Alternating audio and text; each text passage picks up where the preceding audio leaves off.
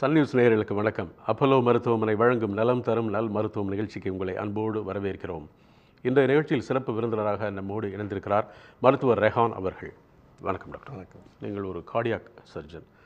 அதே சமயத்தில் அதில் நிபுணத்துவம் பெற்ற பல விஷயங்களை நீங்கள் கையில் வச்சுருக்கீங்க. ஓப்பன் ஹார்ட் சர்ஜரி அப்படிங்கிற ஒரு விஷயம் கொஞ்சம் கொஞ்சமாக குறைஞ்சிக்கிட்டு வரதை நம்ம பார்க்குறோம்.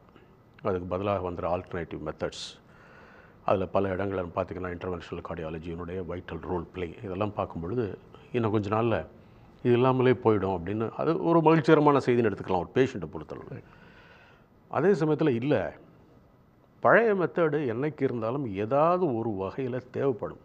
அந்த பழைய மெத்தடை கையாளுகிற மருத்துவர்கள் இன்றைக்கு இன்னொரு விஷயத்தில் நிபுணத்துவம் பெற்றவர்களாக இருக்கிறார்கள். அது என்னென்னா, எலும்பு பகுதியை தொடாமலேயே இதே மாதிரி ஓப்பன் ஹார்ட் சர்ஜரியை வெற்றிகரமாக பண்ண முடியும்னு சொல்கிறாங்க. இப்போ இங்கே ஒரு குழப்பம் வருது. ஏன் சார், நீங்கள் தான் ஓப்பன் ஹார்ட்னு சொல்கிறீங்க, அப்புறம் எலும்பு பகுதியை தொடாமல்னு சொல்கிறீங்க, அப்போ ஏன் ரெண்டையும் வச்சுருக்கீங்க? முழுமையாகவே எலும்பு பகுதியை தொடாமலேயே ஈஸியாகவே ஒரு சர்ஜரியை பண்ணிடலாம்ல, ரெண்டு மெத்தடையும் நீங்கள் ஏன் சார் வச்சுருக்கீங்க, என்ன குழப்பறீங்கன்னு ஒரு கேள்வி வருது. கரெக்டாக இதே குழப்பமான கேள்வியை தான் நான் உங்கள்கிட்ட முன்வைக்கிறேன். எதுக்காக இந்த ரெண்டு method? So open heart surgery traditional method, எலும்பு கட் பண்ணி பண்ணுற மெத்தட். அதுதான் இப்போதைக்கு நீங்கள் சென்னையில் பார்த்தீங்கன்னா ஒரு 90-95% அந்த ஆப்ரேஷன் நடந்துகிட்டு இருக்குது. பட் இது கீஹோல், எலும்பு கட் பண்ணாமல் எலும்பு ஒடிக்காமல் ஒரு மெத்தட் அது புதிய மெத்தடும் கிடையாது. அந்த மெத்தடும் 25 வருஷமாக இருந்துகிட்டு இருக்குது. வெஸ்டர்ன் வேர்ல்டில் இது 25 years 25 வருஷம் முன்னாடி ஆரம்பிச்சிட்டாங்க. அந்த அடாப்டேஷன் இங்கே வர்றதுக்கு இன்னும் ஆகலை. ரீசன் என்னன்னா, ஒருத்தருக்கு அது போய் ட்ரெயின் பண்ணிட்டு வரணும், அதுக்கு ஒரு லேர்னிங் கர்வ் இருக்குது. அப்போ தான் அந்த ஆப்ரேஷனை நீங்கள் சக்ஸஸ்ஃபுல்லாக கம்ப்ளீட் பண்ண முடியும் மெயினாக. ஸோ உங்கள் கேள்விக்கு ஃபஸ்ட்டு பதில் என்னன்னா, எல்லாம் ஓப்பன் ஹார்ட் ஆப்ரேஷன் இப்போது வித்தவுட் கட்டிங், எலும்பு கட் பண்ணாமல் சைடில் ஒரு கீஹோல் மூலமாக கண்டிப்பாக செய்யலாம். நம்பர் 1. இன்னொரு கேள்வி என்ன, எல்லாம் பைபாஸ் நீங்கள் பண்ணுவீங்களா டாக்டர்? அதில் வெறும் 2 bypass தான் பண்ணுவீங்களா, 1 bypass தான் பண்ணுவீங்களா? எனக்கு 4 bypass தேவை, அது என்ன பண்ணுவீங்க? எல்லாம் 4 bypassம் அந்த மூலமாக செய்யலாம். 3வது கேள்வி இந்த ஆப்ரேஷனுக்கும் நீங்கள் சொல்கிற ஆப்ரேஷனுக்கும் ரிசல்ட் வித்தியாசமாக இருக்குமா? இல்லை, அதே ரிசல்ட் தான் உங்களுக்கு கிடைக்கும். சப்போஸ் உங்களுக்கு regular open heart சர்ஜரியில் 10 years 15 years உங்களுக்கு நல்ல லைஃப் கிடைக்குமா? உங்களுக்கு அதே குவாலிட்டி அதே ரிசல்ட் இந்த ஆப்ரேஷன்லையும் கிடைக்கும். இது 3வது திங். 4வது, ஏன் நீங்கள் ரெண்டும் வச்சுருக்கீங்க? வாஸ்தவான கேள்வி. ஏன் 2 வச்சுருக்கீங்கன்னா, எலெக்டிவ் சர்ஜரி நீங்கள் தாராளமாக கீ ஹோலில் பண்ணலாம். ஒருத்தர் எமர்ஜென்சியில் ஒரு கார்டியாக் அரெஸ்ட் ஸ்டேட்டில் வர டைமில் இருந்தால் நீங்கள் எவ்வளோ சீக்கிரம் ஹார்ட்டை ஆக்சஸ் பண்ணணுமோ அவ்வளோ சீக்கிரம் நீங்கள் ஹார்ட்டை ஆக்சஸ் பண்ணணும். அந்த டைமில் நீங்கள் கீ ஹோலில் போயிட்டு அவ்வளோ சீக்கிரம் ஆக்சஸ் பண்ணுறது கஷ்டம்.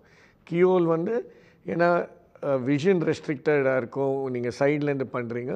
எமர்ஜென்சியில் நீங்கள் அதை யூஸ் பண்ண முடியாது. எமர்ஜென்சிக்கு ட்ரெடிஷ்னல் போன் கட் பண்ணி பண்ணுற அப்ரோச் தான் பண்ண முடியும். அது ஒரு கண்டிஷன். இன்னொரு கண்டிஷன், சில ஹார்ட் கண்டிஷன் இருக்காங்க, எதில் நீங்கள் கீஹோலில் நீங்கள் அந்த இடத்துக்கு நீங்கள் போய் ஆக்சஸ் பண்ண முடியாது, சேர முடியாது, அந்த அளவுக்கு நீங்கள் பார்க்க முடியாது. அந்த கண்டிஷன்லேயும் நீங்கள் ஓப்பன் ஹார்ட் சர்ஜரி வைக்கணும். So keyhole surgery definitely should be இருக்கணும், ஒரு ரீப்ளேஸ்மெண்ட்டாக இருக்கணும். It should replace traditional surgery. ஏன்னா ரிசல்ட் சேமாக இருக்குது. இப்போ எங்கள் அப்பா இல்லை அம்மாவுக்கு எனக்கு பைபாஸ் சர்ஜரி தேவை, எனக்கு தெரியும் ஒருத்தர் கீஹோலில் பண்ணுறாரு, நான் எதுக்கு அவங்க போய் ஒரு ட்ரெடிஷ்னல் ஆப்ரேஷனில் ஃபுல்லாக கட் பண்ண வைக்கணும்? இதில் பண்ணால் அவங்க 3வது நாள் நடக்க போகிறாங்க, 4வது நாள் டிஸ்சார்ஜ், அதே ஆப்ரேஷன் அதே ரிசல்ட் எல்லாமே அதே தான்.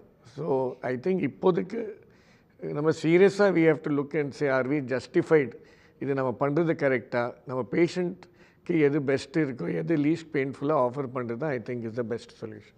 பேஸ் மேக்கர் வைக்கிறக்காக கொண்டு வர்றாங்க. ஓப்பன் பண்ண போகும்போது சடனாக அவங்களுக்கு கார்டியாக் அரெஸ்ட் வந்துடுது, கரெக்ட், கிட்னி ஃபெயிலியர் ஆயிடும். ஸோ இந்த மாதிரி நேரத்தில் ஒரு ஓப்பன் ஹார்ட் சர்ஜரி அப்படிங்கிறத விட இந்த கீஹோல் சர்ஜரி, பின்ஹோல் சர்ஜரிங்கிற ரொபாட்டிக் மெத்தட்ஸ் மோர் பலன் கொடுக்கும் இல்லையா? ஏன்னா டக்குன்னு வெளியில் வந்துடலாம். அதிலிருந்து நீங்கள் ஒரு பேஷண்ட் அடுத்த லெவலுக்கு ஷிஃப்ட் பண்ணுறதுக்கும் நெக்ஸ்ட் ட்ரீட்மெண்ட்டுக்கும் அது ஈஸியான முறையாக இருக்கும். அப்போ ஓப்பன் ஹார்ட் சர்ஜரி போனை கட் பண்ணி போகும்பொழுது ஒரு பேஷண்ட்டை எமர்ஜென்சிக்கு அடுத்த இடத்துக்கு அடுத்த லெவலுக்கு கொண்டு போகிறதுக்கு இந்த 2 மெத்தடில் எது கன்வீனியண்ட்டாக இருக்கும்? காமனஸ்ட் கண்டிஷன் பார்த்தீங்கன்னா ஒரு ஹார்ட்டில் ஆர்ட்ரி பிளாக் ஆகிட்டு பைபாஸ் சர்ஜரி, அதுதான் இப்போதைக்கு வேர்ல்டில் காமனஸ்ட் ஓப்பன் ஹார்ட் ஆப்ரேஷன். என்னை பொறுத்த வரைக்கும் நான் 20 இயர்ஸாக ப்ராக்டிஸ் பண்ணுறேன். எமர்ஜென்சி பைபாஸ்ண்டு ஆக்சுவலாக ஒரு என்டிட்டி மாதிரி இட் இஸ் ரொம்ப ரேருங்க.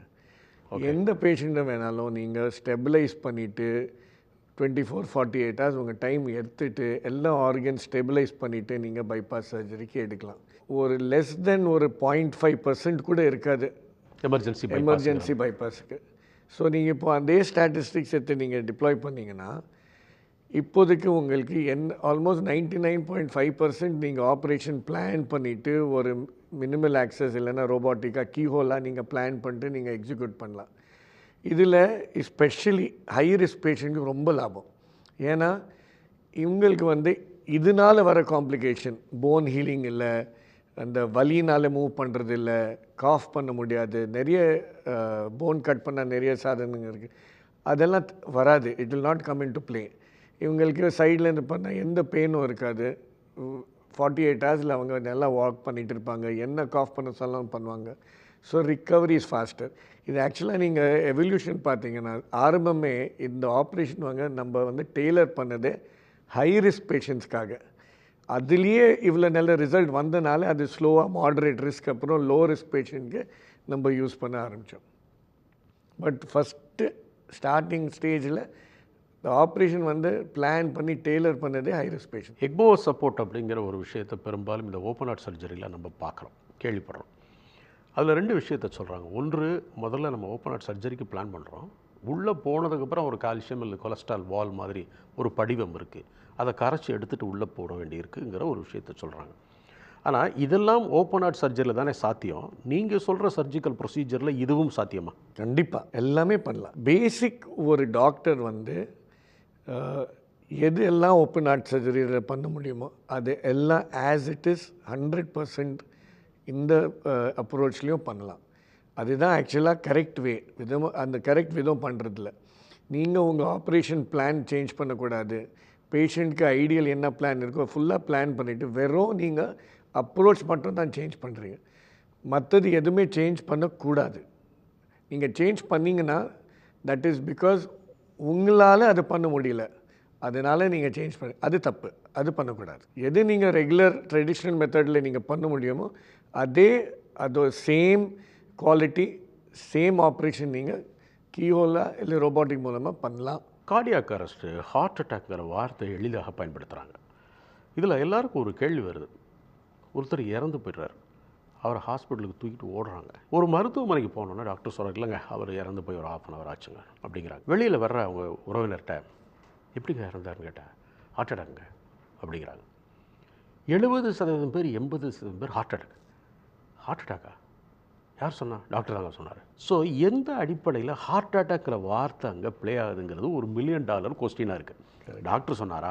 அப்படின்னா டாக்டர் எப்படி இறந்து போன ஒருத்தரை கைப்பிடிச்சி பார்த்துட்டு சொன்னாரா? எந்த அசம்ஷனில் அவர் சொன்னார்? இல்லை இவங்க வந்து அவர் நெஞ்சை பிடிச்சிட்டு விழுந்தார், நெஞ்சு வலிக்குதுனாருன்னு சொன்னதை வச்சு டாக்டர் சொன்னாரா? இல்லை இவங்களா சொல்லிக்கிறாங்களா? அப்படிங்கிறது மாதிரி ஒரு $1 million கொஸ்டின் நம்ம முன்னால் எப்படி போய்கிட்டே இருக்குது. எந்த சூழலில் இந்த ஹார்ட் அட்டாக்ங்கிற வார்த்தையை எல்லாருமே நிறையா உபயோகப்படுத்த கற்றுக்கிட்டு இருக்கோம் doctor. All cardiac arrest is heart attack. All heart attacks doesn't mean cardiac arrest. You can have mild heart attack இருக்கலாம், கொஞ்சம் ஸ்ட்ராங்காக இருக்கலாம், அந்த மாதிரி. ஸோ தட் அந்த டிஃப்ரென்சியேஷன் கிளியராக வரணும். All cardiac arrests are because of heart attack, but all heart attacks doesn't mean cardiac arrest. அது 2 வித்தியாசம். ஹார்ட் அட்டாக்னால நீங்கள் செத்து போக மாட்டீங்க, கார்டியாக் அரெஸ்ட்னாலே நீங்கள் செத்து போகலாம். ஏன்னா அது வந்து ஹார்ட் அட்டாக்கோட most severest form. Cardiac arrest கூட உங்களுக்கு எலக்ட்ரிக்கல் டிஸ்ஃபங்க்ஷன், அந்த ஷார்ட் சர்க்யூட், ஹார்ட்டில் எலக்ட்ரிக்கல் ஷார்ட் சர்க்யூட் இருந்தால் கூட உங்களுக்கு கார்டியாக் அரெஸ்ட் வரலாம். இப்போது ஒருத்தர் இறந்து போயிட்டு ஒரு டாக்டர்கிட்ட போனால் அவங்க வந்து இறந்துட்டாருங்க இது ஹார்ட் அட்டாக்னால, நீங்கள் சாகணுன்னா உங்கள் ஹார்ட் ஸ்டாப் பண்ணால் தான் நீங்கள் டெத் இஸ் இன்எவிட்டபிள். நீங்கள் ஒருத்தர் டிக்ளேர் பண்ணோம், டெத்து டிக்ளேர் பண்ணால் ஹார்ட் ஸ்டாப் ஆகிருக்கும்.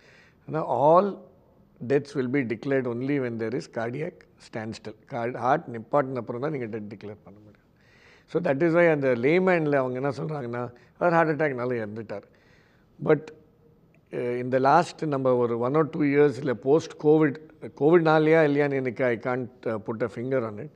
பட் ஆஸ் அ டாக்டர் நான் என்ன பார்க்குறேன்னா, பிரெயினில் சின்ன அன்யூரிசம், ஒரு பிரெயினோட ரத்த குழாயில் ஒரு சின்ன பிளிஸ்டர் மாதிரி வரும், சின்ன அன்யூரிசம். இந்த அன்யூரிசம் ரப்சர் ஆகிட்டு பிரெயின் டெத் ஆகிட்டு அதுக்கப்புறம் ஓவரால் மற்ற இடங்களுக்கு பரவும்.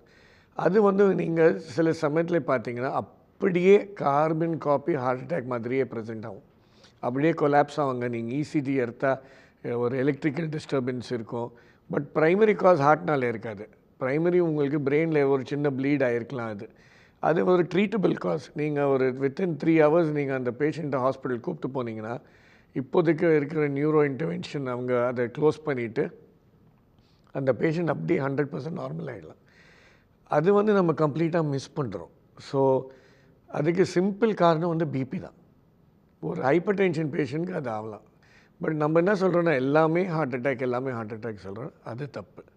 ஸோ எல்லா டெத் வந்து ஹார்ட் அட்டாக்னால இருக்கிறது ஒரு அசம்ஷன், அது தப்பு. கர்நாடகாவிலேருந்து ஒரு செய்தியை பார்த்தேன் நான் சமீபத்தில். 3 வயது பெண் குழந்தைக்கு ஹார்ட் அட்டாக்கு இறந்து போச்சு அப்படின்னு.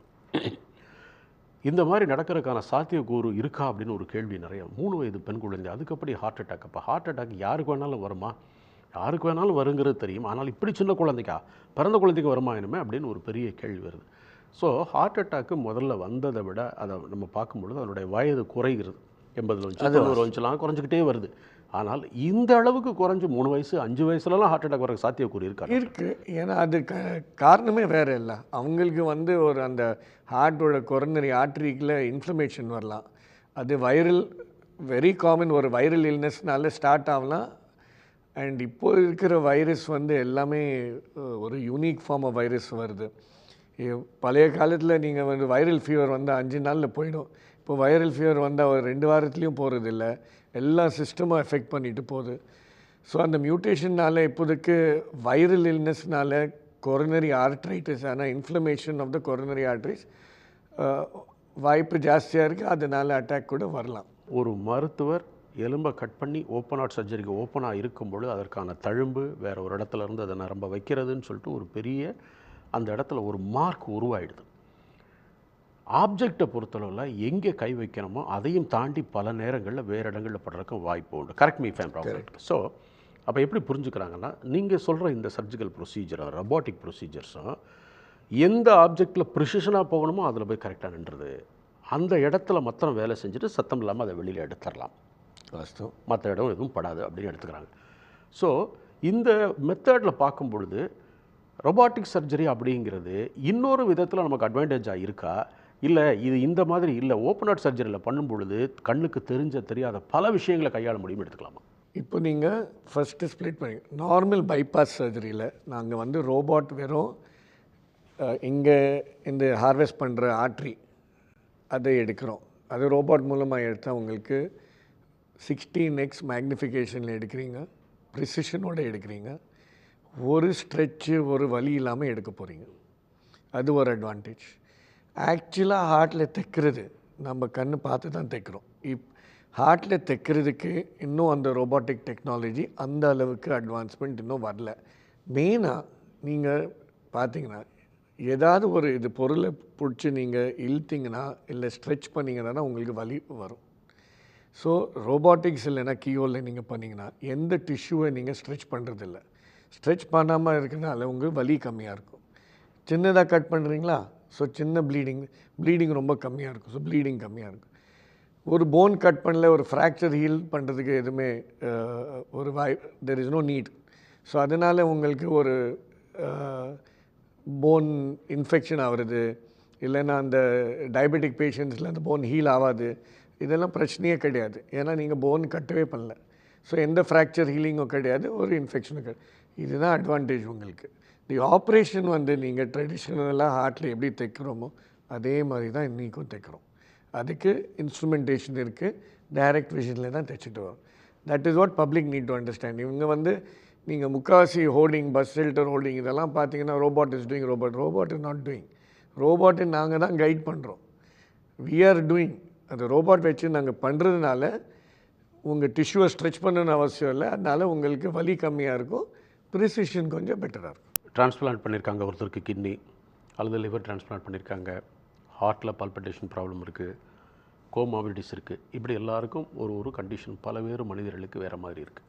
நீங்கள் சொல்கிற இந்த சர்ஜிக்கல் ப்ரொசீஜர் உங்களுடைய நாலேஜை பொறுத்து இவருக்கு இதுதான் பெஸ்ட், வேறு ஆப்ஷனே கூடாது, இந்த ஆப்ஷன் இருந்துச்சுன்னா he will be fine, he have to choose it அப்படின்னா யாருக்கு சொல்லுவீங்க இது?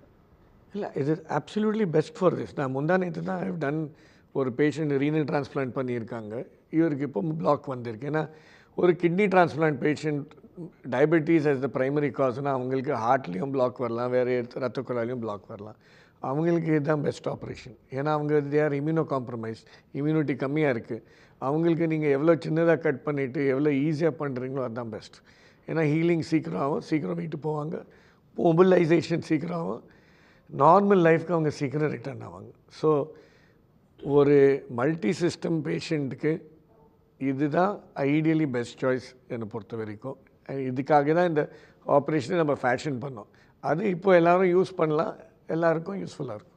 ஓப்பன் ஹார்ட் சர்ஜரி முடித்ததுக்கப்புறம் நம்ம எடுத்துக்கொள்ளக்கூடிய மருந்துகள் ஒரு குறிப்பிட்ட காலகட்டத்துக்கு, அதே சமயத்தில் அதையே ரொபாட்டிக்கில் பண்ணும்பொழுது, ஏன்னா நீங்கள் சொல்கிற மாதிரி போனை கட் பண்ண போகிறதில்ல, திசுவை ரொம்ப எடுக்க போகிறதில்லன்னு வரும்பொழுது இந்த மருந்துகளுடைய அளவும் குறையலாம் இல்லையா? அப்போ இந்த மருந்துகளுடைய அளவும் குறையிறதுனாலையும் இந்த மாதிரி ஒரு சர்ஜரி அப்படிங்கிறது ஏற்கனவே டிரான்ஸ்பிளான்ட் மாதிரி மிகப்பெரிய சர்ஜரியை பண்ண ஒருத்தருக்கு இன்னொரு அட்வான்டேஜாக இருக்குன்னு எடுத்துக்கலாமா? கண்டிப்பாக. ஆக்சுவலாக நீங்கள் ஓப்பன் ஹார்ட் சர்ஜரி பண்ணால் ஒரு அட்வான்டேஜ் என்னன்னாங்க, நீங்கள் ஆஞ்சியோபிளாஸ்டி பண்ணால் நீங்கள் கண்டிப்பாக சில மாத்திரை எடுத்து தான் ஆகணும். ஏன்னா இல்லைன்னா அந்த ஸ்டென்ட் கிளாட் ஆகிடும், கண்டிப்பாக எடுத்து தான் ஆகணும். அதே உங்களுக்கு ஓப்பன் ஹார்ட் சர்ஜரி அந்த அட்வான்டேஜ் இருக்குது. நீங்கள் அந்த மாத்திரை சப்போஸ் உங்களுக்கு வயிறு சரியில்லை, மாத்திரை எடுக்க முடியலன்னா பிரச்சனை இல்லை, எந்த பைபாஸ் கிராஃப்டும் பிளாக் ஆகாது. One advantage. செகண்ட் வந்து கீஹோல் சர்ஜரியில், ஓப்பன் ஹார்ட் சர்ஜரியில் மருந்து பொறுத்த வரைக்கும் அவ்வளோ வித்தியாசம் இருக்காது. மெயின் அட்வான்டேஜ்னால் பெயின் மெடிசன் கம்மியாகும். ஸோ நீங்கள் பெயின் மெடிசன் கம்மியாக எடுத்திங்கன்னா உங்களுக்கு கிட்னி டேமேஜ் ஆகுறது, மற்ற கேஸ்ட்ரிக் ப்ராப்ளம் வர்றதெல்லாம் கம்மியாகிடும். ஏன்னா உங்கள் பெயின் ரிலீஃப் அவ்வளோ எடுக்க வேண்டாம். மேக்ஸிமம் நீங்கள் ஒரு டோலோ 650 இல்லைன்னா குரோசின் எடுத்தால் உங்கள் வலி போயிடும். ஒரு சர்ஜிக்கல் ப்ரொசீஜருக்கு வரும்பொழுது ஓப்பன் ஹார்ட் சர்ஜரியில் டாக்டர்ஸ் என்ன சொல்கிறாங்க, ஓப்பன் ஹார்ட்டில் பண்ணலாங்கிறாங்க. ஆனால் அவருக்கு வயசு ஒரு 70+ வச்சுக்கலாம், ஏகப்பட்ட கோமாபிலிட்டிஸ் இருக்குது, அவருடைய உடம்பு இந்த சர்ஜரிக்கு தாங்குமா தாங்காதா அப்படின்னு ஒரு கேள்வி வரும். அப்போ டாக்டர்ஸ் என்ன பண்ணுறாங்க, சரி பரவாயில்ல இவருக்கு நம்ம ரொபாட்டிக்கில் பண்ணிடலான்னு ஐடியல் அவங்களுக்கு. ஆமாம், ஐடியல் அவங்களுக்கு முடிவெடுக்கிறாங்க. ஆனால் டாக்டர்ஸ் முடிவெடுக்கும் பொழுது இவருக்கு இருக்கிற கோமாபிலிட்டிஸ், மற்ற பிரச்சனைகள், இணை நோய்கள்லாம் இருக்கிறதுனால இவருக்கு இந்த ஆப்ஷனை கொடுக்குறோன்னு முடிவெடுப்பாங்களா? ஏன்னா இதில் வந்து என்னென்னா வேறு வழி இல்லைங்க, இவர் தாங்க மாட்டாருங்க இதுக்கு அப்படிங்கிற ஒரு கேள்விக்காக நான் இதை கேட்குறேன். இவர் வயசுக்கு இவர் தாங்க மாட்டார், ஏகப்பட்டது ஏற்கனவே இவருக்கு பிரச்சனை இருக்குது அப்படிங்கிறத வச்சு முடிவெடுப்பாங்களா இந்த விஷயத்தான்னு கேட்குறேன்.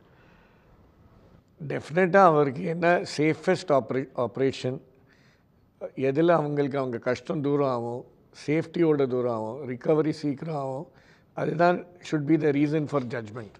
அப்படி பார்த்தீங்கன்னா மினிமல் ஆக்சஸ், மினிமலி இந்த கீஹோல் ஹார்ட் சர்ஜரி இல்லைன்னா ரொபாட்டிக் ஹார்ட் சர்ஜரி வயசானவங்களுக்கு it is the best option. ஏன்னா அவங்களுக்கு எவ்வளோ நீங்கள் கம்மி வலியில் எவ்வளோ சீக்கிரம் நீங்கள் வாக்கிங் கண்டிஷனில் நார்மல் லைஃப்க்கு ரிட்டர்ன் பண்ண முடியுமோ அது அவங்களுக்கு பெஸ்ட் ஆப்ஷன். அவங்க வந்து பெட் ரிடன் ஆகிட்டாங்கன்னா அப்படியே தே வில் ஸ்லைட். இம்ப்ரூவ் ஆகிறதுக்கு ரொம்ப கஷ்டம். ஏன்னா பசி எடுக்காது, மற்ற கோமார்பிடிட்டிஸ் இருக்கும், அதெல்லாம் டேக் ஓவர் ஆகும். ஸோ அவங்களுக்கு வந்து மினிமல் ஆக்சஸ் இல்லை robotic surgery should be given as the first option. But நான் என்ன சொல்ல வரேன்னா எல்லாருக்கும் if it is possible it should be as the first option. ஏன்னா why do you want to subject yourself to pain? எது உங்களுக்கு அவ்வளோ வலி, எதுக்கு எலும்பு கட் பண்ணணும்? கண்டிப்பாக பண்ணோன்னா அதுக்கு க்ரைட்டீரியா இருக்குது. பட் ஒருத்தனுக்கு தெரியாது, எனக்கு தெரியாது, பண்ண விதம் தெரியாது, அதனால தான் நான் உங்களுக்கு ஓப்பன் ஹார்ட் சர்ஜரி சஜஸ்ட் பண்ணுறேன். That should not be the criteria. I think டாக்டர்ஸ்க்கும் ஒரு ஓனஸ் இருக்குது. We have to go train ourselves and try to do what is best for the patient. ஒரு 10 பேஷண்ட்டை பார்க்குறீங்க ஓப்பன் ஹார்ட் சர்ஜரிக்காக வர்றவங்க. இந்த 10 பேஷண்ட்டில் open heart surgery தான் பண்ணணும்னு முடிவெடுக்கப்படுறாங்க. அப்போ நீங்கள் என்ன சொல்கிறீங்க, ஓப்பன் ஹார்ட் சர்ஜரியவே நான் ரொபாட்டிக்கில் பண்ணால் பெட்டராக இருக்கும் அப்படின்னு சொல்கிறீங்க. ஸோ இந்த 10 பேரையுமே அதே மாதிரி ட்ரான்ஸ்ஃபர் பண்ணிட முடியுமா, அல்லது இல்லை 10 பேருக்கு இதில் ஒரு 1 or 2 பீப்புளுக்கு வந்து இதுதான் சரியாக இருக்கும் ஃபார் வேரியஸ் ரீசன்ஸ் அப்படின்னு எடுத்துக்கிற முடியுமா? ஏன் இந்த கேள்வியை கேட்குறேன்னா, நம்ம மெத்தேடு தானே மாத்திரம், இப்போ சர்ஜரிங்கிறது ஒரு ப்ரொசீஜர் தானே, அதனால் இந்த 10 பேரையுமே அங்கே அப்படியே அதே இதில் பண்ண முடியுங்கிறது உண்மையா? கண்டிப்பாக. ஓகே, கண்டிப்பாக. ஒன்லி சர்ஜிக்கல் எமர்ஜென்சி நான் சொல்லுவேன், கார்டியாக் அரெஸ்ட்டில் வரீங்க, do or die situation, access to the heart within 5 minutes 10 minutes தேவைன்னா அதுக்கு தான் ஓப்பன் ஹார்ட் சர்ஜரி. உங்கள் ரத்த குழா பர்ஸ்ட் ஆகிருக்கு, இல்லைன்னா ரொம்ப பலூன் ஆகிருக்கு, அயோட்டிக் அன்யூரிசம், பெரிய அன்யூரிசம் ரொம்ப பெருசாக இருக்குது, 8-9 சென்டிமீட்டர்ஸ், கீஹோல் அதெல்லாம் யூ கேனாட் ஆக்சஸ், ஏன்னா ரொம்ப பெருசாக இருக்குது. அந்த மாதிரி சூழ்நிலை தான் you have to cut the phone. இல்லைன்னா நார்மல் சினாரியோ, ஒருத்தருக்கு பிளாக் இருக்குது, சர்ஜரிக்கு போகிறாரு, பிளான்ட் ஆப்ரேஷன், இல்லைன்னா செமி அர்ஜென்ட் ஆப்ரேஷன் கூட இருக்குன்னா கூட minimal access and robotic surgery option அவங்களுக்கு கண்டிப்பாக இருக்குது, சேஃப் ஆப்ஷன். நீங்கள் ரொம்ப தெளிவாக ஒரு விஷயத்தை நடுவில் உணர்த்துறீங்க. அதாவது இந்த விஷயத்தை பண்ணலாமா பண்ண வேண்டாமுங்கிறதுல யாருக்கும் குழப்பம் இல்லை. எப்படி பண்ணுறதுங்கிறதுக்கு மருத்துவர்கள் அவங்கள தயார்படுத்திக்கணும். அப்படின்னா இது எல்லாருக்கும் அவைலபிளாக இருக்கும். எல்லாருக்கும் அவைலபிளாக. அது இல்லாத பட்சத்தில் அவங்களுக்கு தெரிஞ்ச ஒரு முறையை தான் அவங்க கையாள முயற்சிப்பாங்க. அதனால் பேஷண்ட்டுக்கு தான் அதில் பிரச்சனை வருது அப்படிங்கிறத ஒரு மருத்துவராக ஓப்பனாக அதே சமயத்தில் ரொம்ப தெளிவாகவும் அழகாகவும் எங்களுக்கு பகிர்ந்துக்கிட்டீங்க. இந்த நிகழ்ச்சியில் கலந்துக்கிட்டதுக்கு மிக்க நன்றி டாக்டர். உங்கள் கேள்விகளை அனுப்ப வேண்டிய மின்னஞ்சல் முகவரி myDoctor@apollohospitals.com. தொலைபேசி எண் 044404040166. உடனுக்குடன் செய்திகளை தெரிந்து கொள்ள சன் நியூஸ் பெல் ஐகானை கிளிக் பண்ணுங்க.